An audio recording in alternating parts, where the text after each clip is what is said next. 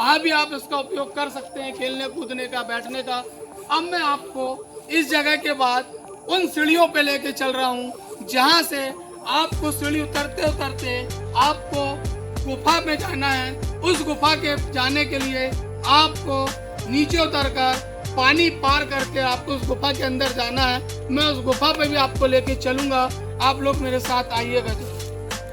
जैसा कि मैं आपको बोल रहा था कि अब आप मेरे साथ उन जगहों पर चलने के लिए तैयार हो जाइए जहाँ पर ये सीढ़ी है, जहाँ पर ये खूबसूरती से इसको बनाया गया है। और इन सीढ़ियों के माध्यम से ही हमको आगे बढ़ना पड़ेगा, क्योंकि पूर्व में भी यहाँ पानी जब भरता है, क्योंकि बहुत किनारे हिल रही है, इस जगह से इन सीढ़ियों से ही आपको धीरे धीरे आगे बढ़ना पड़ेगा। और बढ़ते बढ़ते आपको उन स्थानों पर पहुंचना पड़ेगा जहां पर आपको भोले बाबा, भोले शंकर जी के दर्शन होंगे। जब यहाँ मेला रहता है तो इतनी विशालकाय में भीड़ रहती है कि आपको घंटों उस बाबा जी के दर्शन करने के लिए यहाँ लाइन लगाना पड़ता है, और बिना लाइन के यहाँ प्रवेश नहीं होता। यह वह जगह है, जिवनारा गांव पड़ता है, बरघाट से बहुत समीप है। आप यहाँ पर आने से बिल्कुल अपने आप को मत रोकना, क्योंकि बरघाट क्षेत्र में और भी ऐसी अनेक जगह हैं जहाँ पर आप आकर पिकनिक बना सकते हैं, आप घूम सकते हैं, आप अपना जितना मनोरंजन का साधन अपने परिवार के साथ कर सकते हैं, वह भी ये जगह है। और भी अनेक जगह है। मैं हर वीडियो में आपको कहीं ना कहीं हर एक नई जगह पर ले जाने का प्रयास कर रहा हूँ, और जितनी जानकारी मुझे वहाँ की प्राप्त होती है उतनी जानकारी मैं आपको देने का प्रयास करता हूँ। अब मैं आपको इन सीढ़ी के माध्यम से सीधे आगे लेके चलता हूँ। जब हम इन सीढ़ियों के माध्यम से धीरे धीरे नीचे आएंगे और इस रास्ते से आप जब आप आगे बढ़ते जाएंगे तो आपको सबसे पहले इन जगह पर खड़े होकर जब आप इस दिशा में देखेंगे तो एक आपको विशालकाय बहुत खूबसूरत यहाँ की समिति के द्वारा बनाया गया एक भव शंकर जी का आप जो देख रहे हैं बहुत खूबसूरत मूर्ति दिखेगी, जो कि एक पानी के बीचों बीच में उसको बनाई गई है। पानी के बीचों बीच में उसका निर्माण किया गया है। आजू बाजू पूरा पानी रहता है, क्योंकि पानी का झरना अभी बीच में आपको मैं दिखाऊंगा। जिस झरने का पानी उस शंकर जी की पिंडी में उनके चरणों में पहुंचता है, वो इतनी खूबसूरत लगती है कि आप उसका भी दर्शन किए बिना यहाँ से नहीं जा पाएंगे। क्योंकि जब आप इस सीढ़ी से आएंगे, आप इस तरफ देखेंगे तो आपको शंकर जी दिखेंगे, आप इस तरफ दिखेंगे तो आपको ऐसे बहुत से मंदिर दिखेंगे, ऐसी बहुत सी जगह दिखेंगी जहाँ पर भी मैं आपको इस वीडियो के माध्यम से बताऊंगा कि यहाँ पर कितने सारे मंदिर हैं जहाँ पर आप आएंगे, बैठेंगे, धर्म लाभ लेंगे। यह मंदिर की समिति द्वारा जो है चबूतरा बनाया गया है। जो भी दानदाता अगर किसी प्रकार का दान देता है तो उनके नाम पर भी यह समिति के द्वारा पत्थर का निर्माण किया गया है।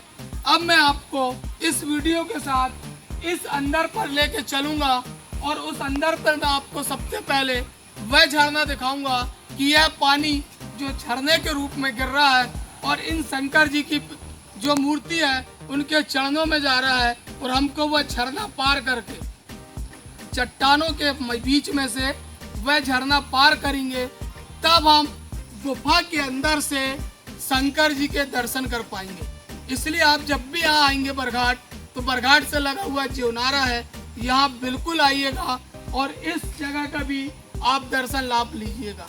अब मैं आपको सीधे उस झरने की तरफ लेके चलता हूँ और मैं आपको दिखाता हूँ कि आखिरी में क्या है। जैसे ही हम उन सीढ़ियों से चलते हुए जब इस जगह पर आएंगे तो इस अच्छे सुंदर गेट के माध्यम से आपको इस जगह पर उतरना पड़ेगा। आप धीरे धीरे आते जाएंगे, बहुत खूबसूरती से आप यह देखेंगे कि यहाँ पर पानी की खल खल की आवाज़ आपको दिख रही होगी। यह पूरी जगह पर एक पानी इकट्ठा हो रहा है। यहाँ पर शंकर जी विराजमान है, पूरा आजू बाजू पानी भरा हुआ है। यह पानी यहाँ से आगे जिवनारा की हिरनी नदी उसमें जा रहा है। उसी प्रकार यह पानी भी आप यहाँ से देखेंगे, यह पानी का भी दूर से इस पानी पे आता है। और आने के साथ ही यहाँ पर समिति के द्वारा, चूँकि यहाँ से पानी बहना था और हमको पानी पार करके आना पड़ता था। तो अभी यहाँ पर समिति के द्वारा सीढ़ी का निर्माण कर दिया गया है। इन सीढ़ियों के माध्यम से ही आपको नीचे आना है, और जब आप नीचे आएंगे और आते जाएंगे, जहाँ मैं खड़ा हूँ इस जगह पर आप पहुँचेंगे कि यहाँ से भी आपको एक बहुत खूबसूरत नज़ारा आजू बाजू का दिखेगा। आप देखेंगे कितनी खूबसूरती दिखती है यहाँ पर जब आप आते हैं। तो साथ ही जब आप इस तरफ पे घूमेंगे तो यह पूरी चट्टानी चट्टान है। इन चट्टानों के बीच में भोले बाबा जी का स्थान रखा गया है। इन चट्टानों के माध्यम से यहाँ पर बहुत अच्छी व्यवस्था की गई है, और यह वह गुफा है जहाँ पर हमें अंदर प्रवेश करना पड़ता है। इस जगह पर प्रवेश करने के साथ ही आपको आगे बढ़ना पड़ता है, और इन पत्थरों के बीच में से आपको धीरे धीरे आगे बढ़ना पड़ेगा। और जब आप यहाँ पहुँचेंगे तो यहाँ पर एक शंकर जी की स्थापना की गई है। यहाँ पर एक शंकर जी का, यहाँ पर ये मानो कि इनकी स्थापना नहीं की गई है, ये यहाँ पर स्वयं विराजमान हुए हैं। और यहाँ पर एक मान्यता है कि यहाँ पर जो भी आता है उनकी मुरादें पूरी होती हैं। अभी यहाँ पर बरसात होने के कारण शंकर जी के चरणों में जल चढ़ा हुआ है। ये ऊपर वाले का भेजा हुआ जल है। इसका आपको दर्शन लाभ लेने के साथ ही आप आगे बढ़ सकते हैं। यहाँ पर हमेशा बहुत भीड़ रहती है, हमेशा यहाँ पर लोग आते हैं। उसके बाद आप इन्हीं चट्टानों के बीच में से जब आप देखेंगे तो यहाँ पर आपको सिर्फ चट्टान के सिवा कुछ नहीं मिलेगा। इस जगह के बारे में बताया जाता है कि यह शिवरात्रि मेला जीवनारा है। प्रारंभ इसका सन 1889 में श्री इंका जी, जो यहाँ के माल गुजार हुआ करते थे, उनके द्वारा यहाँ पर इसको चालू किया गया था। और उन्हीं की स्मृति में यहाँ पर व्यवस्था की गई है, जिसमें आप लोग यहाँ पर जब आए तो इसका भी लुत्फ उठा सकते हैं।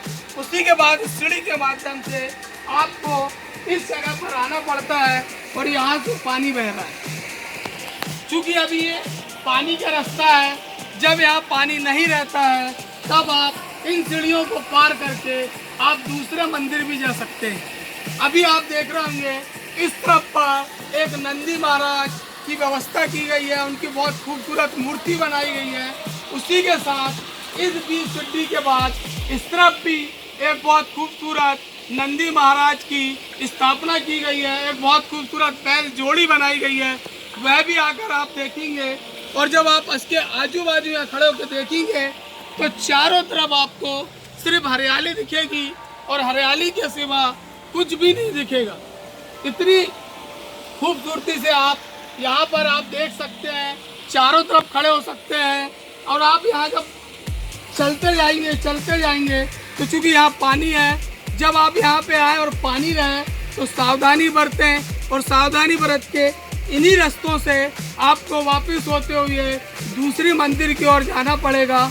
क्योंकि आप जितनी सावधानी बरतेंगे उतना ज़्यादा आपको यहाँ पर आनंद आएगा, आप उतना ज़्यादा यहाँ पर लाभ ले सकते हैं, मनोरंजन कर सकते हैं। बहुत ही शुद्ध जल बहता है, बहुत ही ठंडा जल है। आप यहाँ पर जब भी आए तो ज़रूर इस जगह पर पहुँचें। अब मैं आपको अगली जगह पर लेके चलता हूँ और उन जगह के भी बारे में आपको दिखाता हूँ। चलिए आप मेरे साथ। जब आप यहाँ से इन सीढ़ियों के माध्यम से ऊपर जाके अन्य मंदिरों को देखेंगे, उसके साथ ही यहाँ आप देखेंगे कि कितनी खूबसूरती आपको लग रही है। नीचे पानी बह रहा है, ऊपर चट्टानी चट्टान है, इन चट्टानों के बीच में शंकर जी का स्थान है।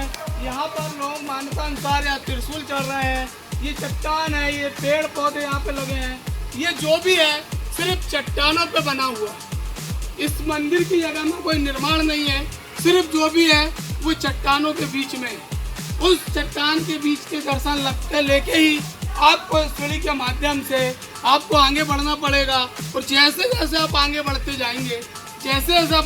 जाएंगे, तो बाजू में यह नंदी महाराज के साथ साथ यहाँ पर पंचमुखी महादेव जी का मंदिर मिलेगा। आप इसका दर्शन कर सकते हैं। यह भी बहुत पहले 1968 में लगभग मेरी जानकारी अनुसार बनाया गया था और बहुत पुराना मंदिर कहा जाता है। उसके बाद जब आप इस जगह पर आगे बढ़ेंगे तो यहाँ पर भी श्री सिद्धदेव सिद्धेश्वर महाराज जी का भी यहाँ पर एक मंदिर निर्माण किया गया है। यह लोगों ने अपने परिवार की स्मृति में भी यहाँ पर इसको बना के रखा हुआ है। आप इस जगह पे आएंगे आपको एक स्पेस मिलेगा। यहाँ पर इतने सारे मंदिर हैं कि आप जब यहाँ पर आएंगे तो आपको एक एक करके पूरा दिन लग जाएगा कि आप यहाँ पर सब भगवानों के दर्शन करते जाएंगे। सब भगवानों के दर्शन करने के साथ साथ आप आगे बढ़ेंगे। यह जो मंदिर है, यह मंदिर भी बहुत पुराने समय से यहाँ पे निर्मित है। जब हम लोग बहुत छोटा हुआ करते थे तब भी यह मंदिर यहाँ पे था और इस जगह पर भी आप लोग आइए, इसका दर्शन लाभ लीजिएगा। उसके साथ साथ जब आप इधर आगे बढ़ते जाएंगे तो आपको इतने मंदिर है यहाँ पर कि आप जिसका सबका आशीर्वाद लीजिए। कुछ व्यवस्था के तहत समितियों के द्वारा मंदिर में समय समय पर खोलने की व्यवस्था है। समय समय पर आप यहाँ पर आकर समिति